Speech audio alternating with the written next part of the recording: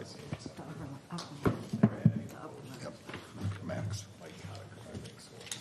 I'm going to call the October 18th, 2022 meeting of the White Bear Lake Conservation District Board to order. We have a quorum. We're called to order. So we're on to item 3 on the agenda, which is approval of the agenda. Would anybody like to make any adjustments to tonight's agenda? I would just like to add one thing under number 7, unfinished business, after approved purchase of office laptop, and that would be to approve purchase of Adobe Acrobat license.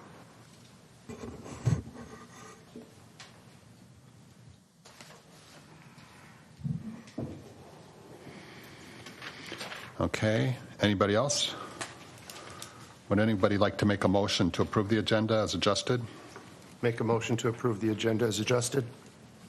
Second. We have a motion and a second to approve the agenda. Any discussion? All those in favor say aye. Aye. Opposed, same sign. All right, we have an agenda. Next item is approval of the September board meeting minutes. Does anybody have any adjustments they would like to make to those minutes? Okay, would anybody like to make a motion to approve those minutes? I'd like to approve the minutes from last month. Make a motion to approve the minutes from last month. Second. We have a motion and a second to approve the September meeting minutes. Any discussion? All those in favor say aye. Aye. Approve or opposed, same sign. All right, that passes. Public comments, we reserve 15 minutes on our agenda for items that are not on our agenda. If anybody in the public would like to come and speak about those items. Anybody in the crowd wish to take advantage of that 15 minutes? Okay, we'll move on. New business. The executive committee met, and I can hit this later in the executive committee report.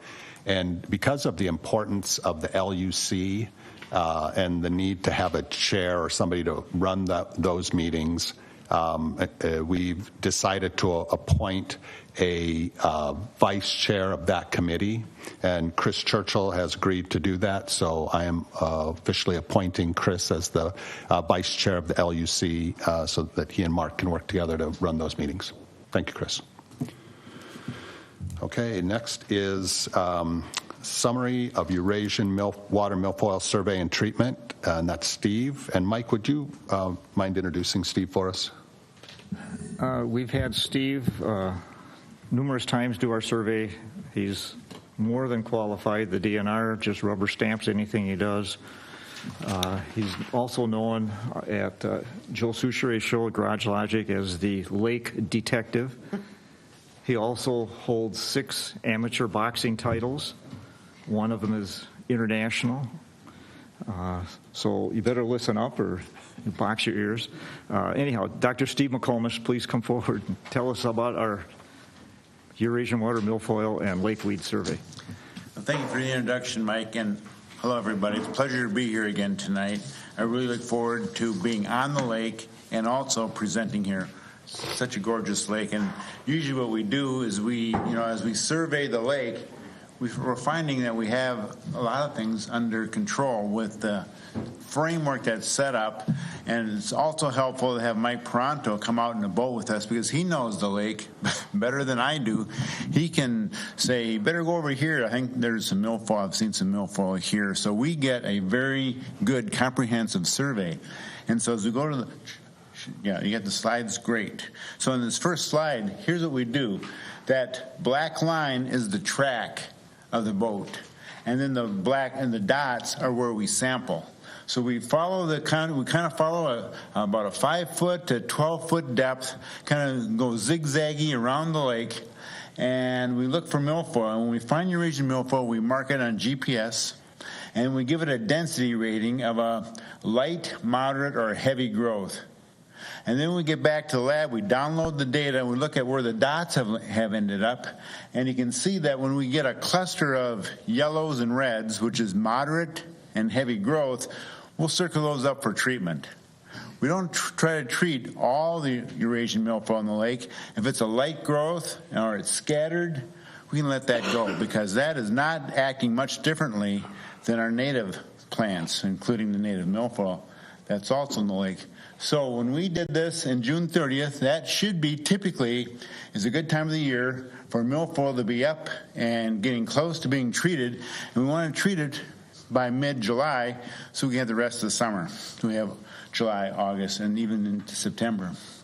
So what happened from the June 30th delineation, we circled up 10 areas totaling about 32 acres to treat.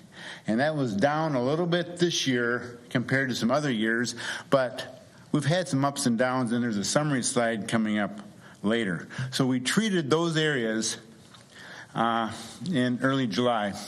And then we went back in August and checked those areas that were treated as well as the rest of the lake to see what happened to, was there any milfoil that came up that we missed?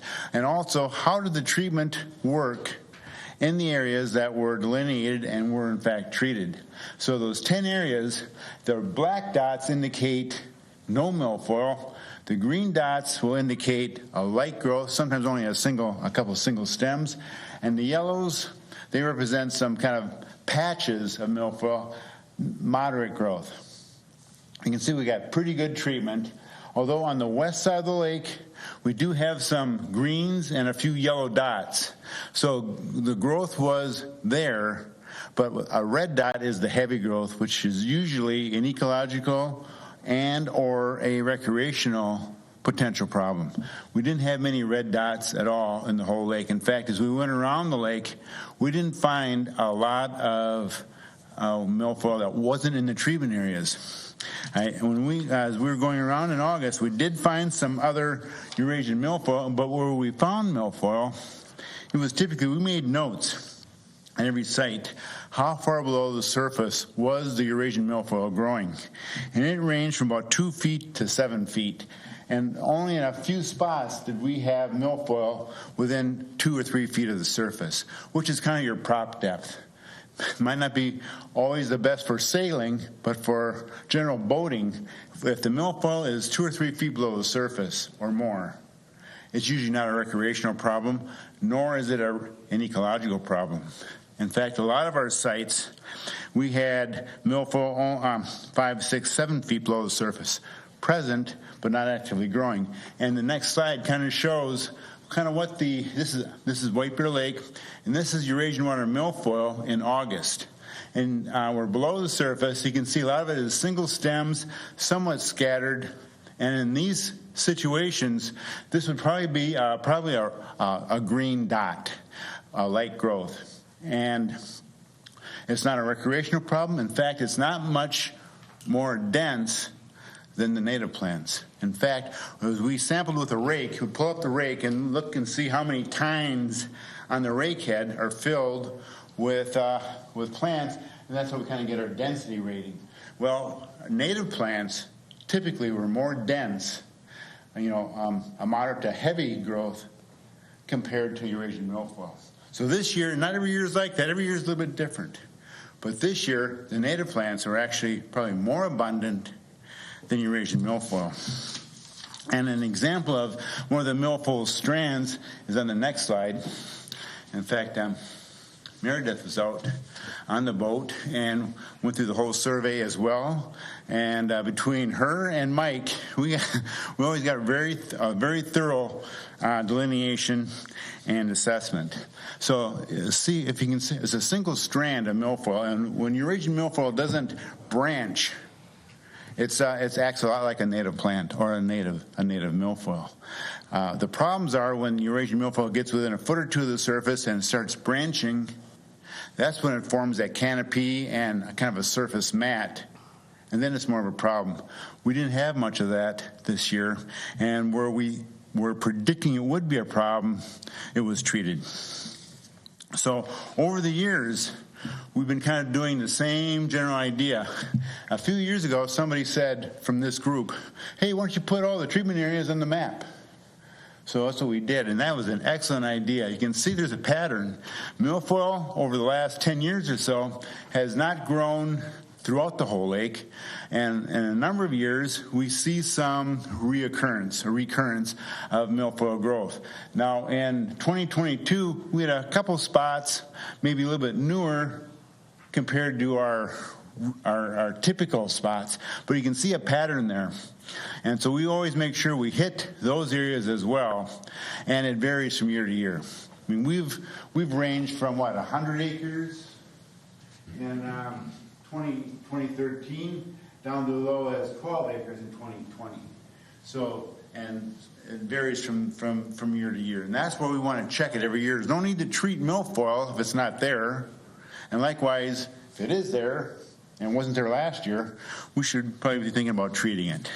So that's kind of how we have kind of set that up. And the next slide will show this year's treatment map to the kind of long-term, what we'd call a hotspot map.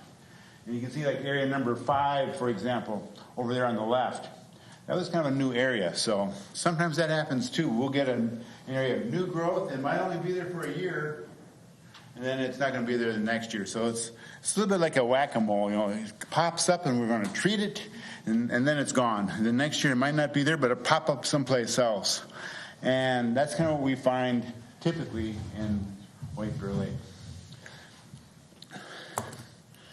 That's been we have a nice long-term record, and we can see some of those trends developing, so that's also very helpful. Well, speaking of long-term, you can see we started way back in the 90s, or the first year we have on the graph, when we first came in, 1997, we were treating in 1998, and all of a sudden, we treated quite a bit there, but it kind of died back, and then for a span of about 10 years, there was very little Eurasian milfoil. And then all of a sudden we had some low water, more sunlight penetration. Boom, we got a big peak and treated a bunch of acres. What was it, 2010 or so? And then since then it's died. It's kind of, you can see we have a declining trend where it's up and down, but the overall trend is a declining trend. So, yeah, 2010, 174 acres. We're kind of going, holy cow, it's taking over the lake. But then, milfoil, lake levels come up a little bit, made a big difference. And also, it's the nutrients a lot of times in the lake sediments. What happened when the lake was down, sunlight was penetrating deeper, and there were areas in the lake that milfoil hadn't grown before, and so it was full of nutrients, especially nitrogen. Well, it looks like the milfoil took up the nitrogen and it wasn't being replenished, and that's why we had that peak, and then it hasn't really reached that level since 2010. We've had some ups and downs, and some of that might be kind of like, if I had to compare it to something like an apple crop. One year you have a big crop of apples, and the next year hardly any apples at all. Milfoil is the same way. One year you have a big milfoil year, next year not. It probably has to do with the sediment nutrients. They're depleted with a big crop, and then it takes a year or two for the nutrients to kind of regenerate, regroup in those sediments, and boom, it's back up again. Nitrogen probably is the big key there. So that was a pretty good year for milfoil. We're down a little bit compared to last year. Next year we might see another little blip. I mean, maybe a slight increase, but I don't see it reaching that 2010 level in the near future. Well, also what we did is we looked at starry stonewort. So SSW stands for starry stonewort, which is very much like a Cara plant. It's not really a rooted plant at all. It's a macroalgae, it's called. It's a blanket algae. It grows along the bottom in these, almost like a blanket. It can be anywhere from an inch thick to up to, we've seen it 3 or 4 feet thick. And when you're in 5 feet of water, you have a 4-foot mat, you only have a foot of open water. That's a potential problem. We've seen some of that in Lake Coronis, and that's what this map is up here. On the top is Lake Coronis in 2021, covering about 800 acres on that 3,000-acre lake. And the picture below is an example of the starry stonewort mat, where you can just cover. You can look down, it's like a meadow.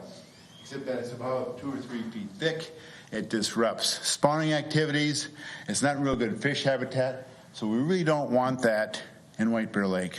So we found from other studies that usually starry stonewort comes in at the public access first.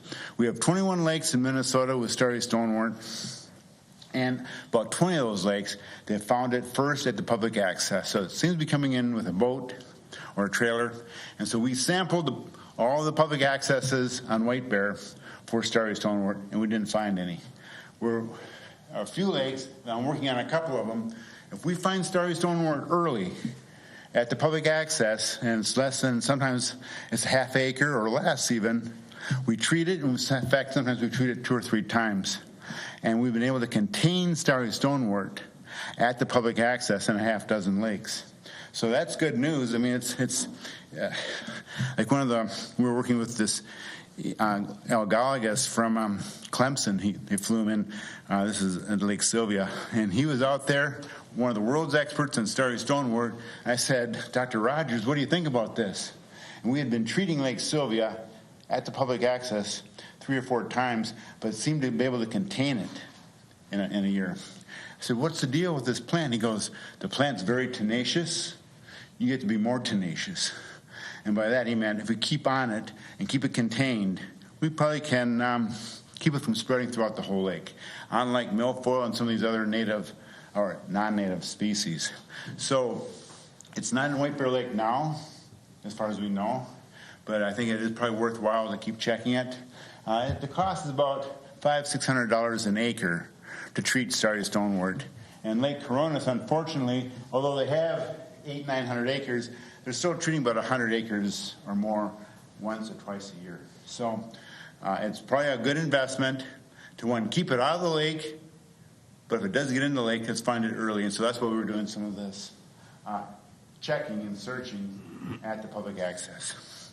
So with that, I think there's a pretty good system in place. We have a good crew, and we have a good system between Mike and others who have all pitched in over the time, and including the support of the board. We've been able to, one, control curly leaf pondweed, which hasn't been a big factor in White Bear, but we're ready if we do see it. We've been able to kind of manage Eurasian water milfoil. Mike is involved with a few other aquatic non-native species, and we're always on the lookout for starry stonewort as well. So with that, any questions? Anybody have any questions for Steve? Meredith? Thank you so much for being here with us tonight. I have a couple of questions. So White Bear Lake seemed extra weedy this year, mostly native plants. Do you see a reason why that happened this year?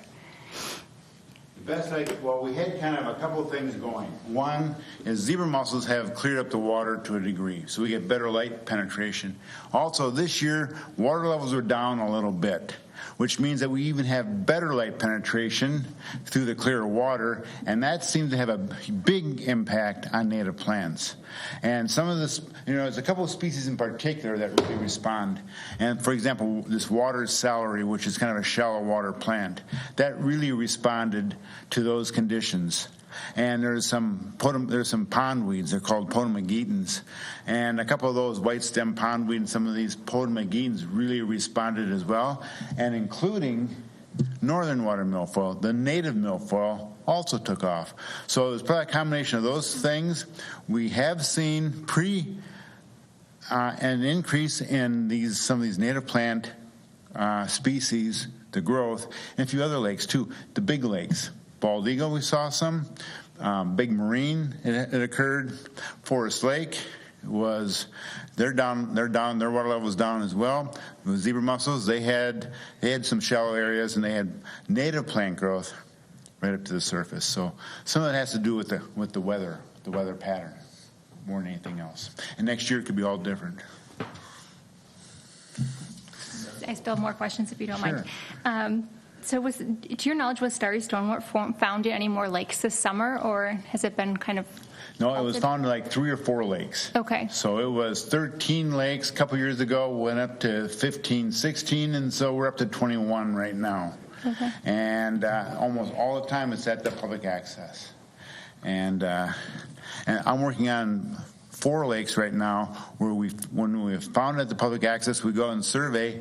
Unfortunately, we want to treat it 2 or 3 times a summer, but that seems to keep it from spreading out of that public access area because it kind of sprouts throughout the whole summer. If you treat it once in June, it keeps on growing. I mean, there's other, they're called ball bills. It's not a seed, but it's a hard part of the plant that can generate a new plant. And so it will grow over the course of summer. It'll grow June, July, August, and September. If you wait to the end of the summer, it's already grown up and you have a bigger chance for it to spread. That's where we hit it in June, we hit it sometimes in July, August, and then probably in September. And that seems to have kept the starry down and kept it contained in these lakes like Lake Sylvia and Carnelian and some lakes up in Wright County. Now, good news is that white bear really supports a lot of good native plant growth, including Cara, which is a close relative to starry stonewort. But what that means, that indicates that if Cara will grow in white bear, and it does, starry stonewort very well could grow as well. So the conditions are probably conducive to starry growth, so we want to keep on top of it. Are you seeing any lakes in the area do anything different or interesting to try to prevent starry from coming in? Any signage, public education, infrastructure, anything? Not really. We do have some inspectors. And one thing that we could maybe concentrate on that I don't think we do maybe enough of is if there's a boat coming from, inspectors could ask what lake was this boat in last. And if it's a starry lake, like a Coronis or a Rice Lake or even Medicine Lake, maybe we get a little bit extra inspection just to check for starry. But in 21 lakes, so if a boat comes from Bald Eagle that doesn't seem to have starry, we're not quite as apt to have a big problem. But a boat coming in from Lake Coronis or a Lake Sylvia or a Pleasant Lake that has starry, maybe we want to just give it a little extra inspection. But otherwise, nobody's doing anything extra special.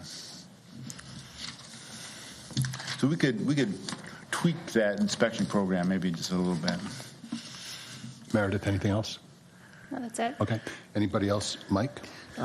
Spiny water flea, is that something that we would have here, and what is it, and why is it a problem? That's a good point. Spiny water flea is a zooplankton. It's in the Daphnia family.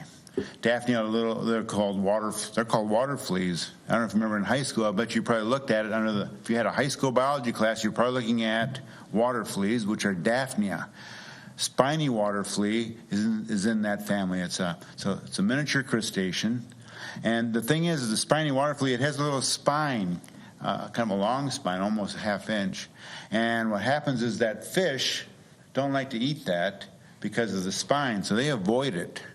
And then this thing can just take off and do very well. And it fouls your fishing line, and it's also feeding on algae and can outcompete other zooplankton, which fish are eating. All fish, usually small fish, but every fish is small one time, is feeding on zooplankton. So it's a very critical part of the growth of any fish species in the lake. So we want to make sure we can maximize or at least optimize the zooplankton community. And spiny water flea sometimes can have an impact. If it outcompetes our native zooplankton and fish aren't eating the spiny water flea, then the fish aren't going to make it to that little bottleneck. When they're first hatch, up until they're about a half-inch long or so, it doesn't matter if you're a walleye, a bass, sunfish, perch, they all are feeding on zooplankton. Now, there is some good news here, though. Spiny water flea do better in cold water lakes. So they're more northern Minnesota than southern Minnesota.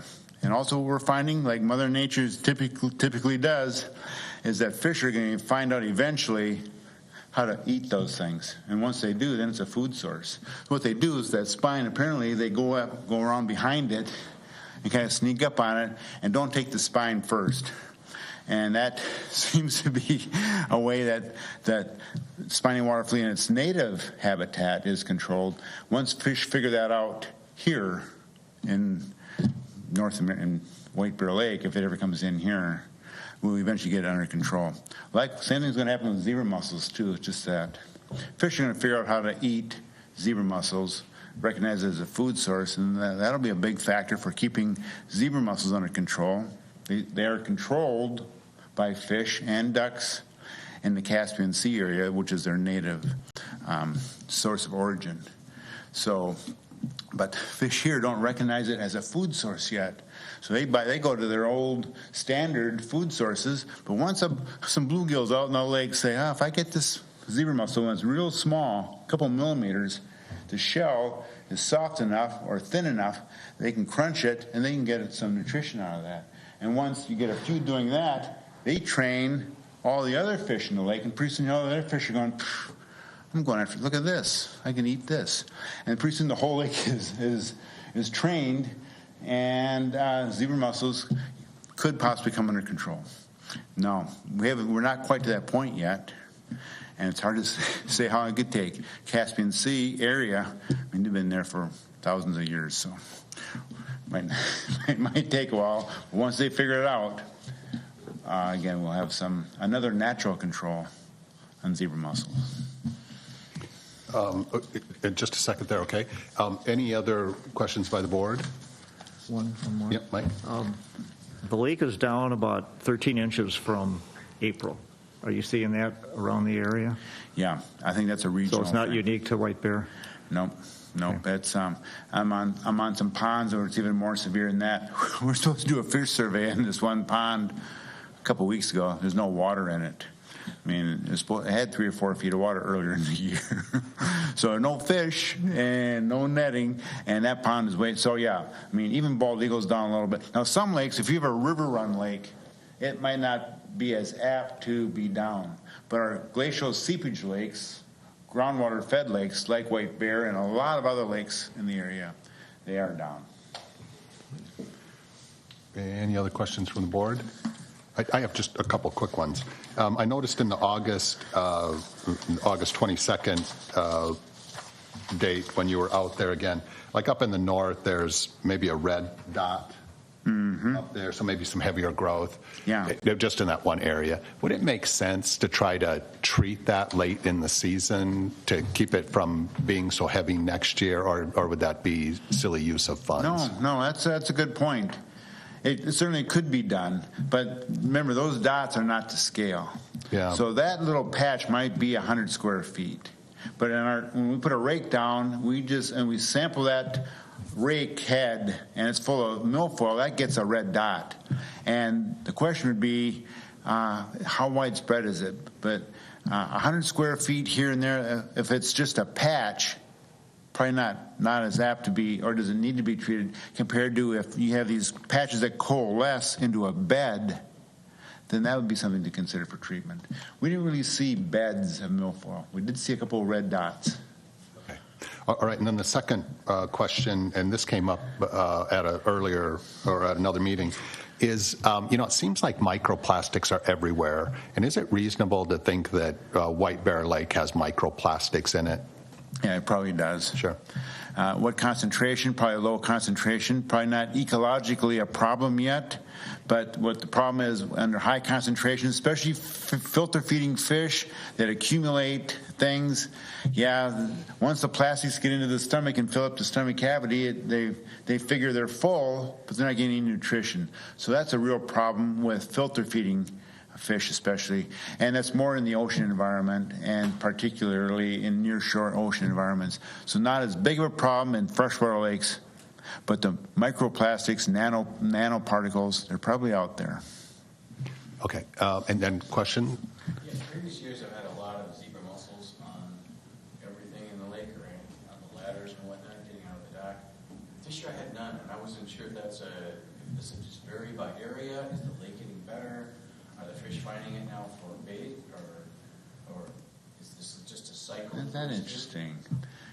That's interesting because typically zebra mussels in a moderately fertile lake like White Bear, they start out slow, low densities, and then when we first find them, they're already in the lake, but then they just explode, they go exponential. But then there's so many in such a high density, they're filter feeders. They'll filter a liter of water, a quart or two of water a day. and they can filter the whole volume of the lake in a couple days, these high densities. Well, what they've done is they've taken the good algae, they've filtered it right out. I mean, there's not much left, and they start starving. And so you'll get a zebra mussel population that'll crash because they've run out of food. And you'll see those, first of all, you see them open gapes, and then eventually their byssal threads, they're attached to the structures, that they kind of decompose and it falls off. So the zebra mussel population goes like that, explodes, and then there's all of a sudden there's no algae, no food, and they crash or they decline. So but when they decline, there will be more algae coming back because now there's not as much filtering. And then, so you're going to go through these classic, almost predator-prey cycles. We have some ups and downs, but generally, the peak abundance that you get with the first infestation rush is not repeated. It'll be a lower density with these oscillations. So that's a good observation, and that's been about, has it been 6-7 years since zebra mussels have been in the lake? 5 for sure. Yeah. So we're right on, kind of on schedule. Yeah. Is white bear a candidate for Asian carp, the kind that jump in the boat? That's a good question. No. Why? It's not a good candidate. The Asian carp, the silver carp, big head carp, those are river fish primarily, and they only spawn in rivers. And take that a step further, they need very specific spawning requirements. They have to have a river that's 10 feet deep, flows about 1 meter a second, and has to be 60 to 80 miles long with those conditions. They put out their gametes, the eggs are fertilized in the water, and before those eggs hit the bottom, they have to hatch. Otherwise, the eggs hit the bottom of the sediments, no oxygen, and they die.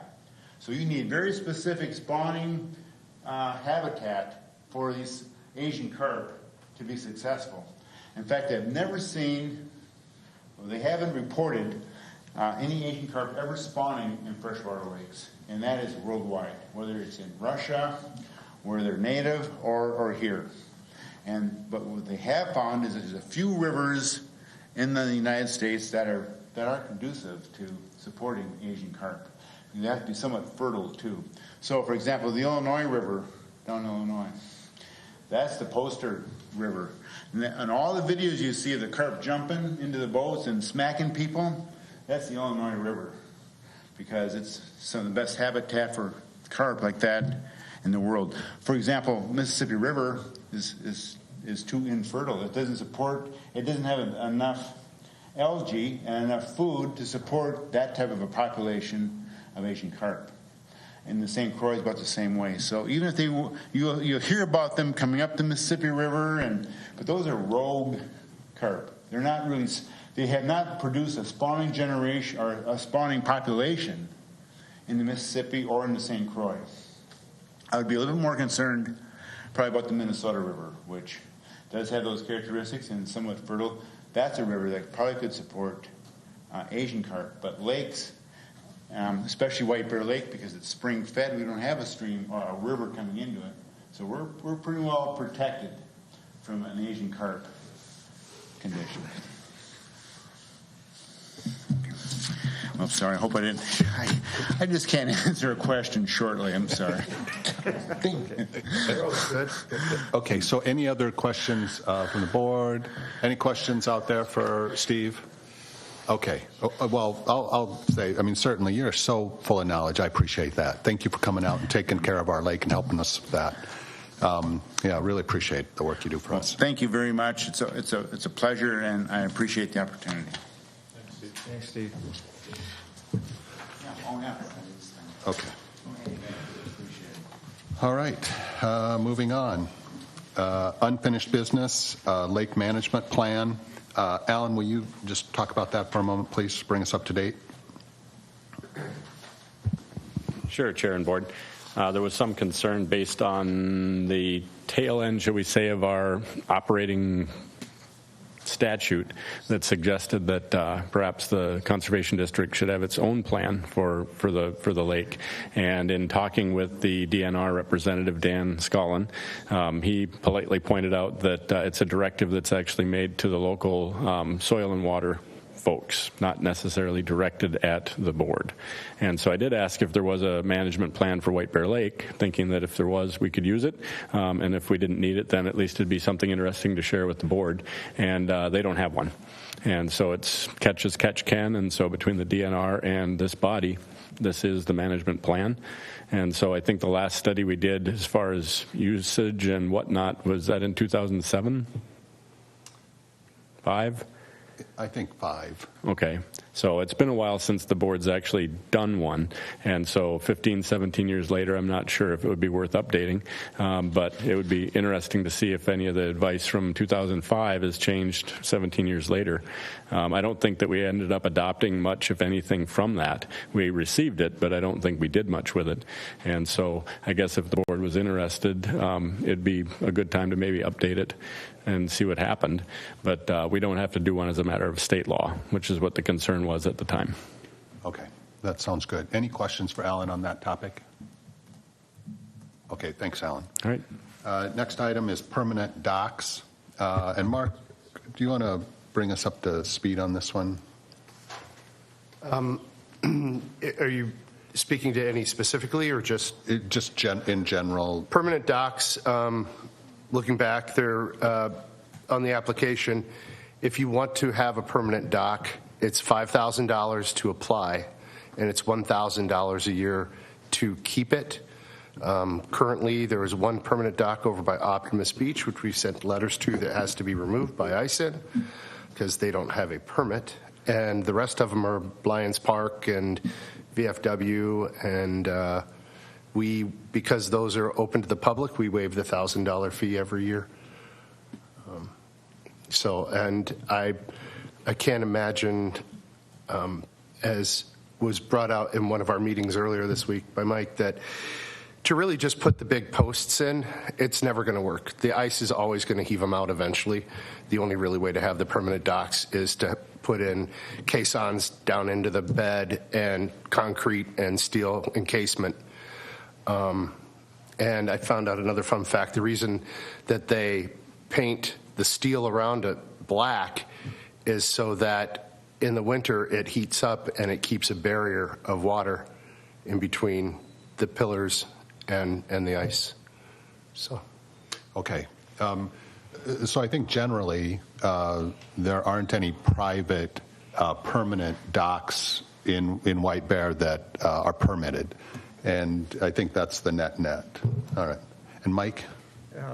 Also, the $5,000 initial permit is sort of a deterrent, but it also obligates us to hire a structural engineer or whatever the proper person would be to qualify what somebody is trying to build, that it would actually withstand the ice. And the $1,000, excuse me, $1,000 a year renewal permit is to have it inspected also by a third party that we would hire.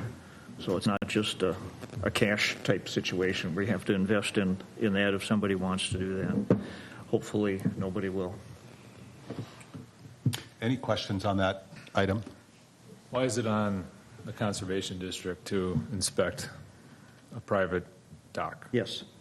Yeah, why?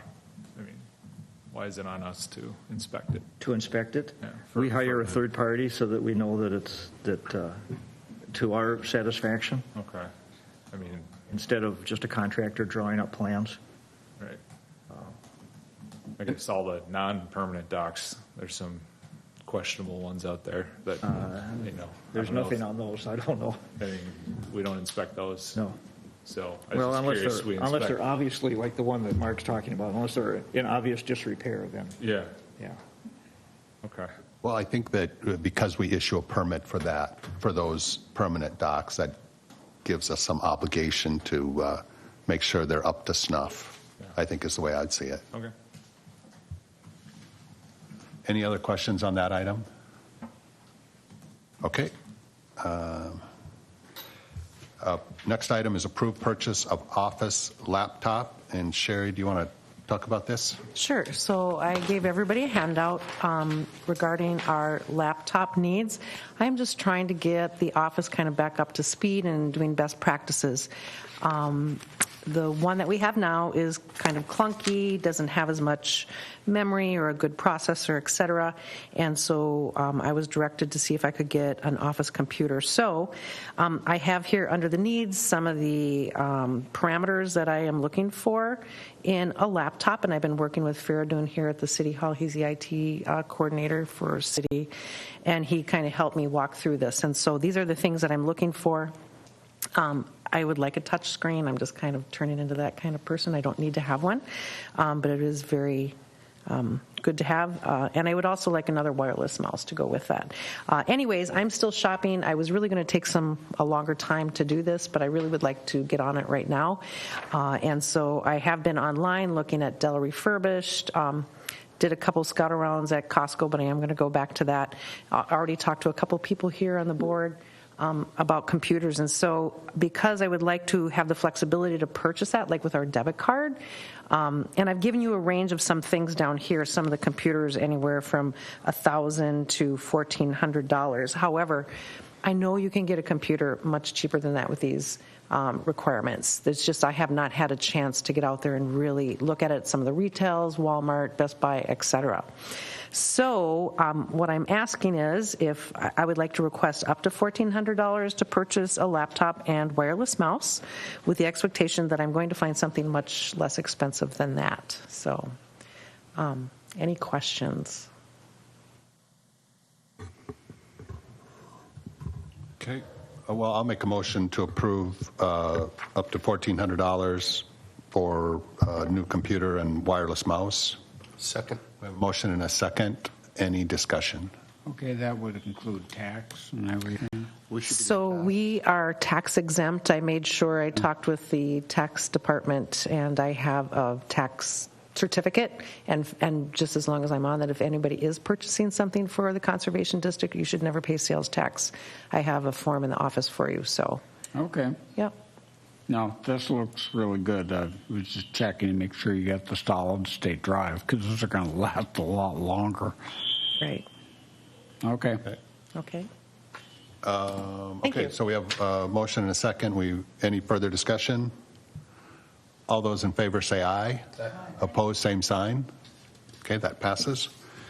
Next item is approval to purchase Adobe Acrobat license. Okay, and so that, is for PDFs. And we have a free version on the back side of the computer. I have information about that. I've been using the free version, and I guess I could get by with it, but there's a lot of things I can't do. What's really frustrating, when I open up a PDF, it opens up at 175% all the time. I can't rotate a document. There are some editing features I don't have. So I'm just looking, again, best practices. What you would have in a typical office would be to get a perpetual Adobe Acrobat license. And so, again, I can do without that, but it is a good thing to have in the office. So this is the quote that the city, as you see, it was sent to the city. It is $485. So I don't know what you think about that. What does the perpetual license mean? It's forever. So you pay the $485 once and you'll Yes. get free updates forever? Right. Which is not like a lot of programs now. Now you have to pay per month. So Yeah. this would be a forever. I know, what would this be? They probably sell it per month too, don't they? I don't know. I just went, Faradun suggested I go to what the city uses and asked him for this. And I think just having a perpetual license would be the best thing to have. Yeah, well then if we approve it once and it's done until you need something else. But I agree that we need one copy of stuff that you can actually edit, PDFs. Right. If you get Acrobat, it doesn't do anything. You can mark them up a little bit, but Right. that's what I use, but I think it would be better to have one license to be able to do that. Agreed. What I do is I do everything in Word, and then I save it as a PDF, but that's kind of limited. And I do that as well. Yeah, right. All I know. about it. It's the worst. But I'm used to it. I think that the one-time payment is great because then otherwise we're writing a check every month and proving it, and just it's cleaner. I'll make a motion to approve the purchase of the perpetual Adobe Acrobat license. Second. We have a motion and a second. Any discussion? All those in favor say aye. Aye. Opposed, same sign. Okay, that passes. Thank you very much. Thank you for digging into those items, Sherry. Okay, reports, action items. We're on to executive committee. The executive committee did meet. We discussed several of the items that are on the agenda tonight. For example, the permanent docks, the LUC vice chair, the lake management plan, and then the USGS study funds, which shows up later. So I think all those items are covered in individual items on the agenda tonight. Any questions on that? Okay. Lake Quality Committee, Mike? Lake level right now today is 922.59. 922.59.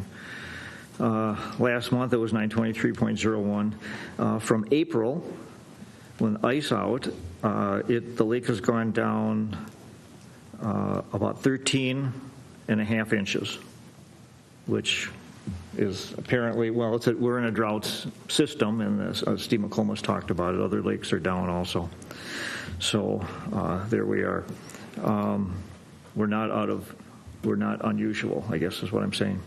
Lake temperature, the water temperature today is 47 degrees. Last month, the lake temperature was 70 degrees, so that's a huge drop. Last year, in October, at our meeting, the lake temperature was 60 degrees. So 47 is cold. So I think maybe we might have an early freeze chance to get your skates sharpened early and be ready.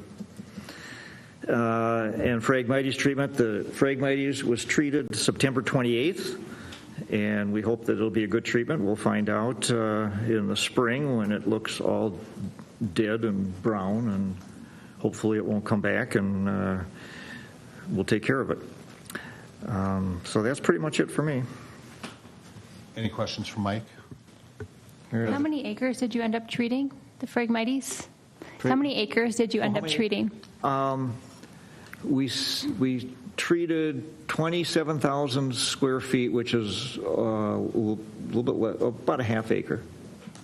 But it's little patches here and there, 10 feet here, 20 feet there. Mm-hmm.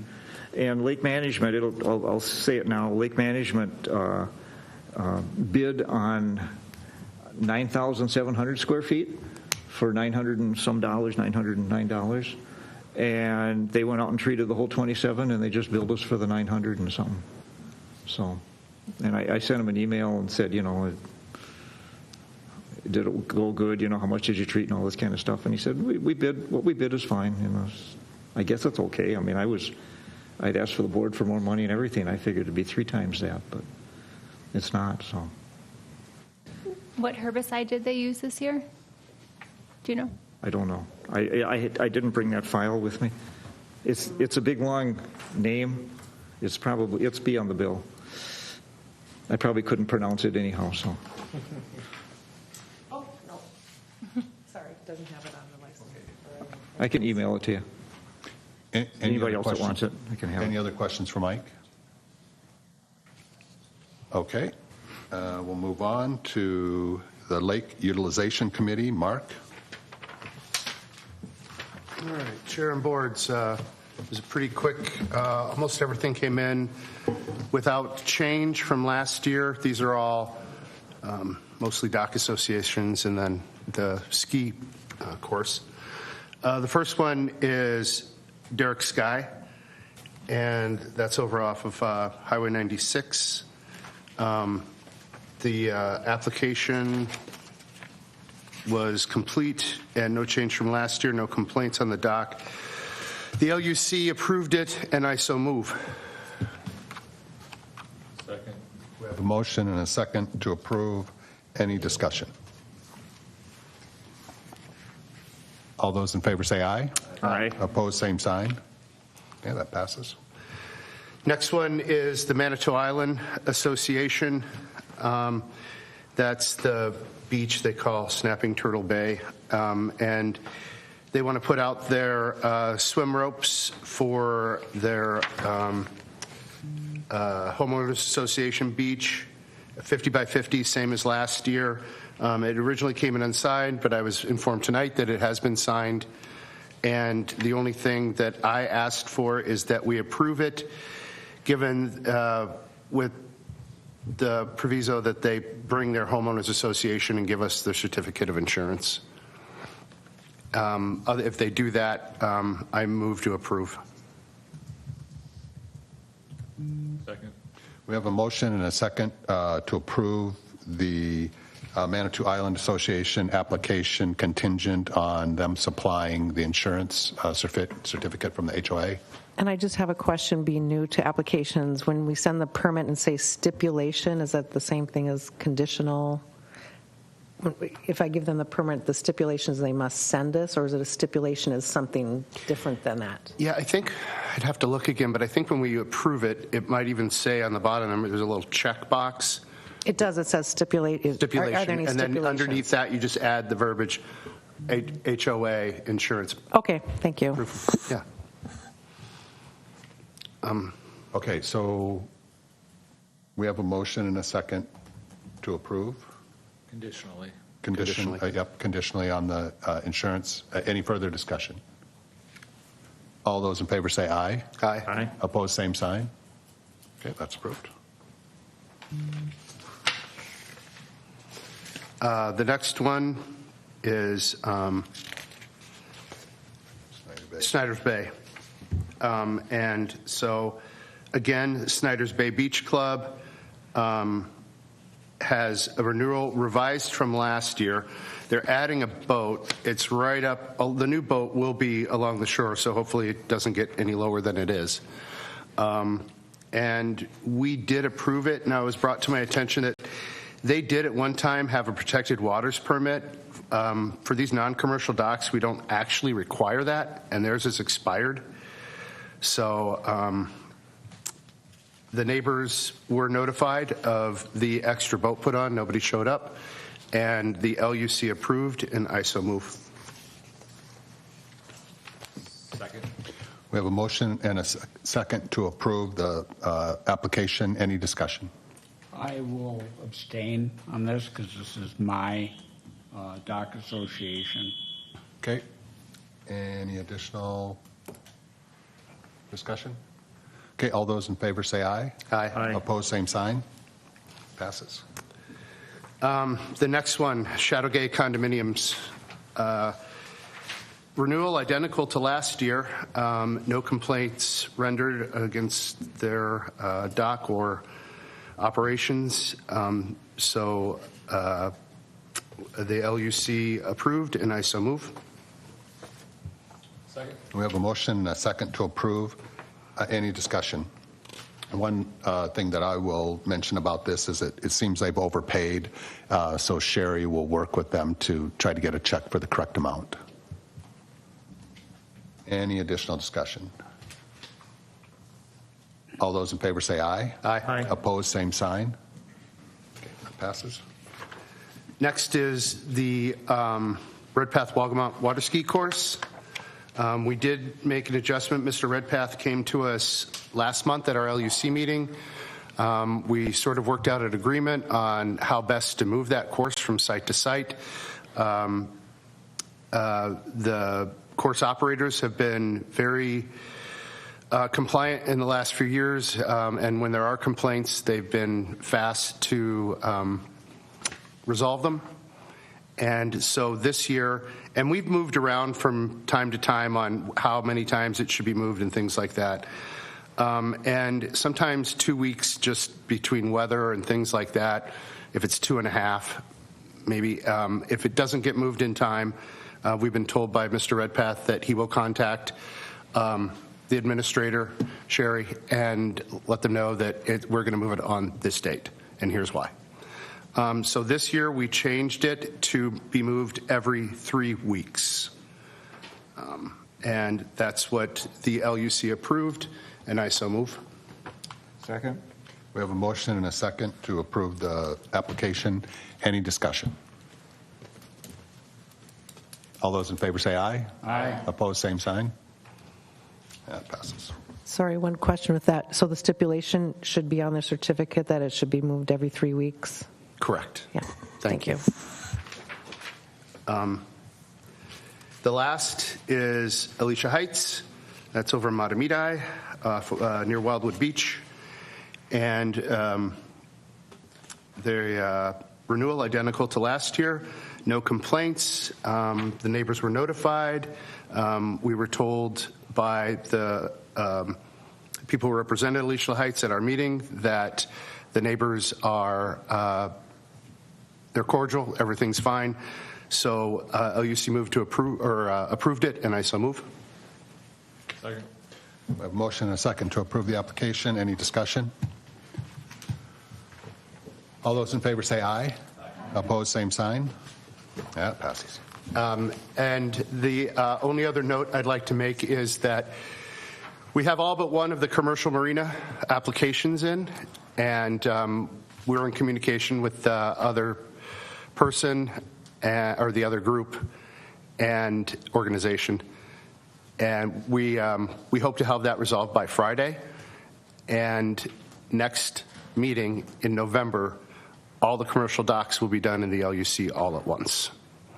So I just want to put that out there. And then, yeah, I know, right? And so hopefully we get a handle on everything this year, so next year goes smoother than years past with the commercial bay. I just wanted to put that out there. And any questions on that? Go ahead. I just have one comment for Sherry. Could you see that, well, I don't know if we have last year's applications, but I think it would be good to have both 2022 and 2023, Yes. especially for the LUC. Yes. I mean, the board would probably want to see it too, right? Yeah, and just so Regardless if they check the same box Yeah. or not. And just so I'm kind of old school, I like to have these in paper. So, because I annotate on them. But when I get my packet for the LUC, Sherry sends me last year's too. Oh. So I will always have it for the LUC meeting. Okay. And also, and at least myself, and hopefully if Alan can come with me in the next couple weeks, we're going to come during office hours and maybe kind of peruse through those and make sure that we don't like just open it up next November and go, So, Yeah, and sorry, Darren, I did send both last year's and this year's, but you were not on my list, so now you are. I'm working my way. Oh, yeah.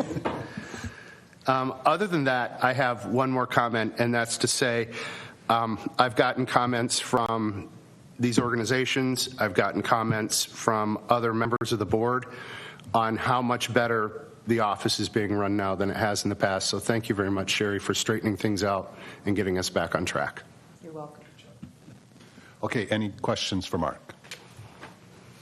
Okay. Lake Education Committee, Scott? Yeah, the Adopt a Drain Challenge. Back in March, we challenged the municipalities around the lake to double the number of adopted drains.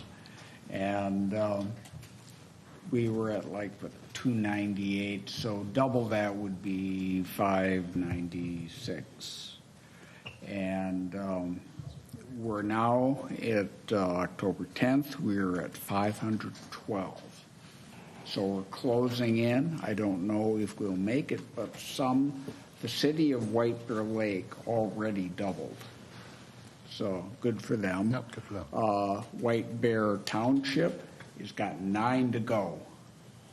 So you can hustle to get those last 9 by next month when it ends.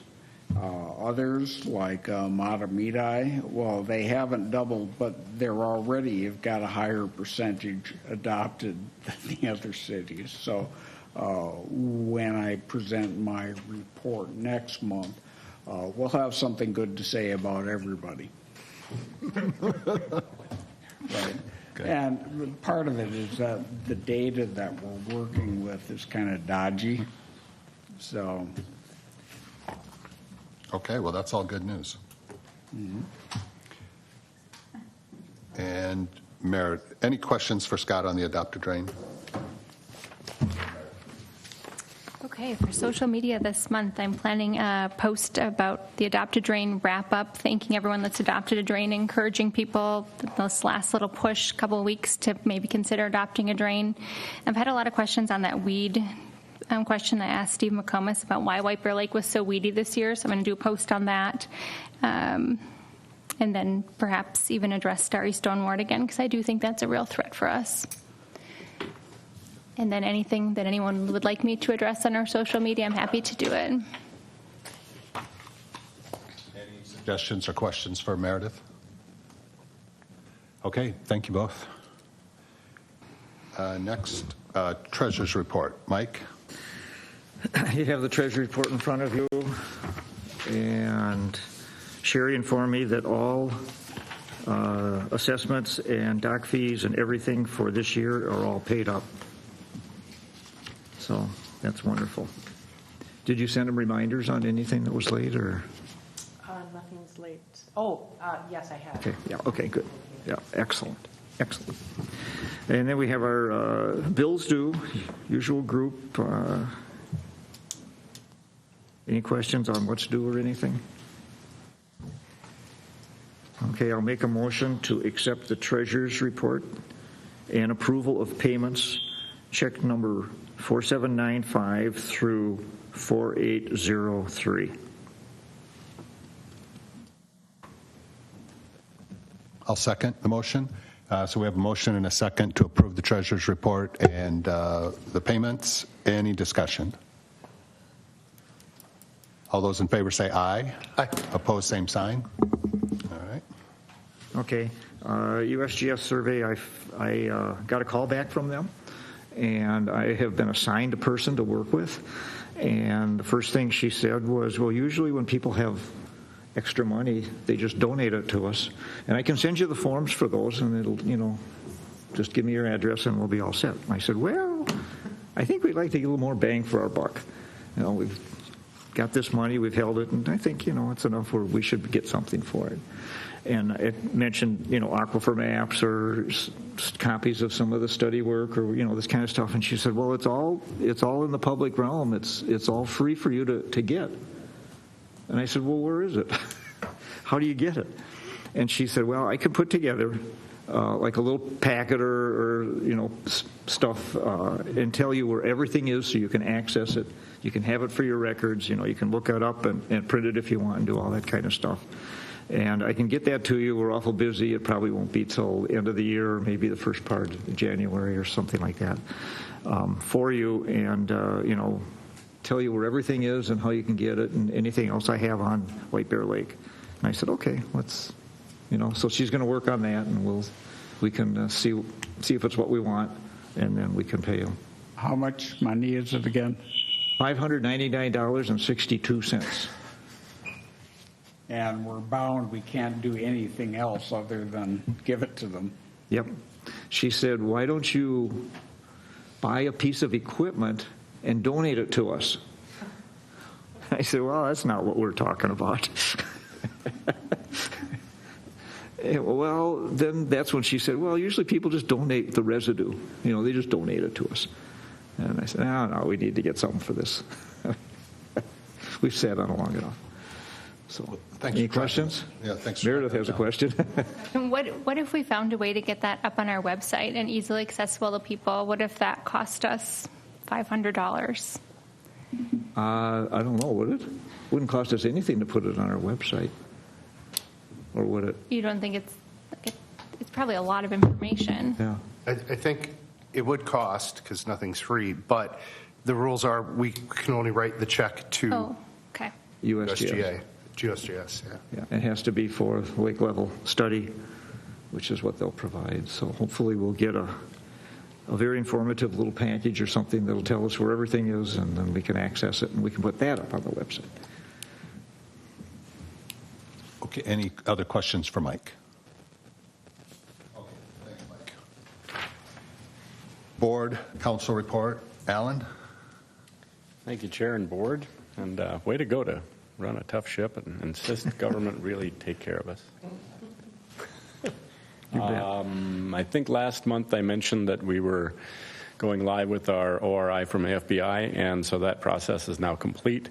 We did have one lingering case from a couple years back, and so between working with the Attorney General's office, who had the companion case, and obviously yours truly, we did resolve that case. So no harm, no foul, even though we had to wait a couple of years to resolve that one. I did talk to Mike Tambago, who's our sergeant who's in charge of Water Patrol for Ramsey County, and everything's going about as smoothly as you could expect on the lake. Obviously, he noted that it was down. That hasn't kept the fishermen from biting, as it were. So it was a very busy month checking fishing licenses and that sort of thing. And they will have the year summary of citations and warnings next month. So either he'll show up to present it, or I'll just send it out with, well, Sherry will send it out, but I'll get it to Sherry, and it'll be in the packet for next month. I'd stand for questions. Any questions for Alan? Thank you. Okay, thank you, Alan. Announcements. I don't have any announcements. Does anybody have any announcements they would like to share? I would just like to say that next month, right, is our last board meeting of 2022, and it's going to be on Tuesday, November 15th, just to get that in the minutes. And then the LUC will meet with about the commercial operator license at 6, and that's it. Okay. All right, thank you. So would anybody like to make a motion to adjourn? I motion to adjourn. We have a motion and a second to adjourn. Any discussion? All those in favor say aye. Aye. Opposed, same sign. Okay, that passes. We're adjourned. Thank you all for coming out.